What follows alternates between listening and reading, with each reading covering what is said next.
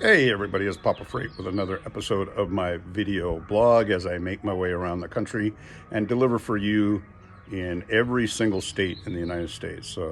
Thanks for tuning in. Today I am at home. It is Memorial Day, and it is a day of remembrance, and I can remember a story of my grandfather who served in World War II. He was a reconnaissance photographer, and that doesn't sound like that hard of a job. However, it did have the highest attrition rate of any job in the military. He was, Army Air Corps, and he said what they did was he would be strapped into a suit hanging from the inside of a cargo plane. They'd open the doors. He would be holding a 100-pound camera, and the plane would fly over the city or wherever they're about to bomb military installation, and he would snap pictures, and then the plane would go, and then the bombs would drop from all the bomber squadron would drop on the location where he took the pictures. Then his plane would come back around and take pictures again, right?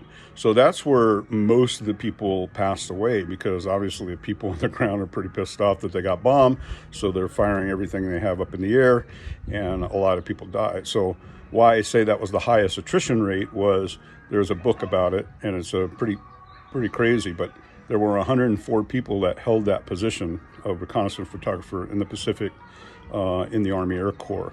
And only 2 survived the entire war, and my grandfather happened to be one of them.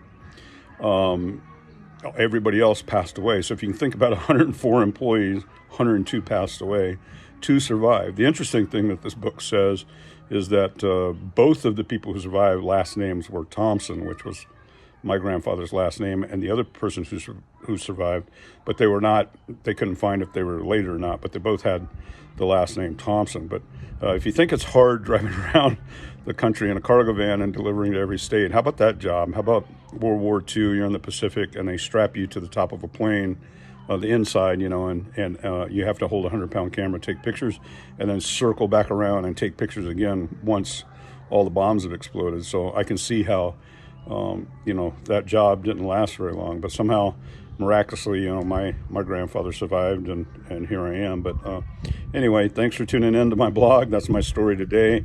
Tune in to papafreight.com and follow me around the country. Best to subscribe youtube.com/@papafreight. And like I always in my videos, everybody have a freight day.